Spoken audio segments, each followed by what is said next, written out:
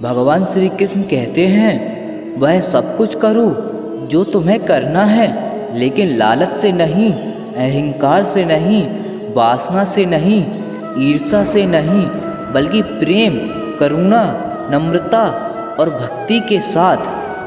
भगवान श्री कृष्ण इस अनमोल वचन के माध्यम से कार्य करने की नियत का उल्लेख करते हैं।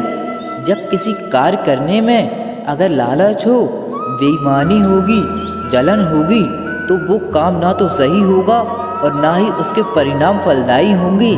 इसके अतिरिक्त जिस कार्य को हम पूरे मन से प्रेम पूर्वक करेंगे तो वो ना सिर्फ हमारे लिए बल्कि समाज के लिए भी हित होगा।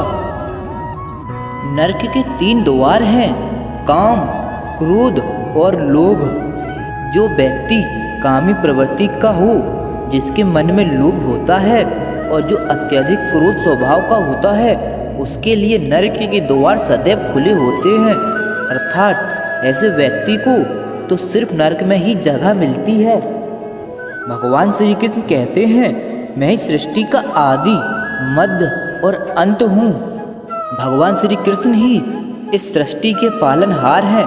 वही इस संसार की शुरुआत थे, वही मध्य और वही अंत होंगे। मनुष्य सब कुछ चाहता है, पर सब कुछ उसे मिल नहीं सकता।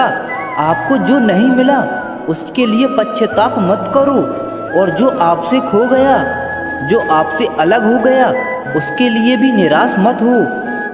हर व्यक्ति श्री कृष्ण से जुड़ा है और श्री कृष्ण हर व्यक्ति से जुड़े हैं। वही हमारे आदि, मध्य और अंत हैं।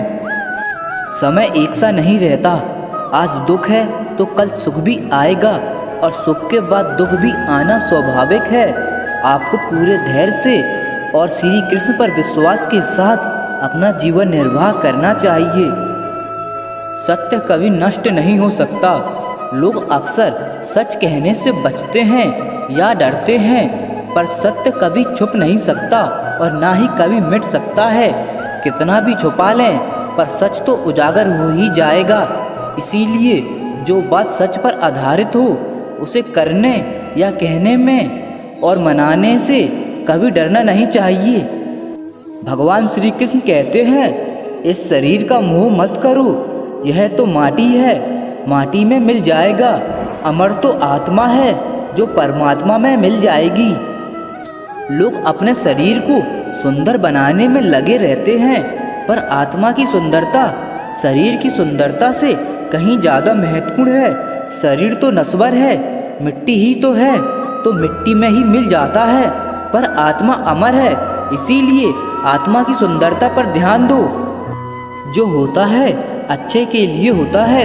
कभी कभी विपरीत परिस्थितियाँ हमारी वर्तमान स्थिति को अच्छा करने के लिए आती हैं। श्री कृष्ण कहते हैं, मन चंचल होता है, यह इधर उधर भागता है और किसी भी कार्य की एकाग्रता का दुश्मन है। लेकिन यदि यह व्यक्ति के बस में हो जाए तो इससे अच्छा कोई मित्र नहीं।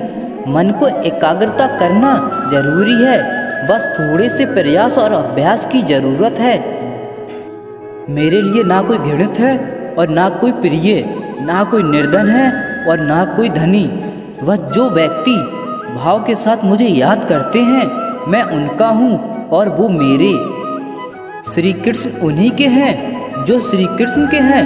भगवान तो बस प्रेम और भक्ति के भूखे हैं। जो भी उनकी भक्ति में लीन होता है, जो भी प्रेम से उन्हें याद करता है, वो सदैव उनका कल्याण करते हैं। जब भी आप कोई बुरा कार्य करते हो या अच्छा कार्य करते हो तो आपको लगता है कि कोई देख नहीं रहा, तो यहाँ श्री कृष्ण कहते हैं कि तुम जो कुछ भी कर रहे हो, मेरी दृष्टि सदैव तुम पर है। इसीलिए यह आप मत समझें कि आप अकेले हैं, आपके साथ श्री कृष्ण सदैव हैं। जो कुछ हुआ अच्छे के लिए हुआ, जो हो रहा है अच्छे के लिए हो रहा है, जो होगा वह भी अच्छे के लिए ही होगा। तो सकारात्मक रहो और अपना कर्म करो। हमारी सफलता और असफलता इस बात पर निर्भर करती है कि हम खुद पर कितना विश्वास करते हैं।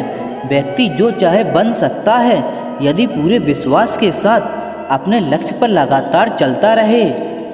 जिस इंसान के चारों तरफ नकारात्मक लोग रहते हैं, उस इंसान का मंजिल से भटक जाना तय है। कहते हैं मन के हारे हार और मन के जीते जीत।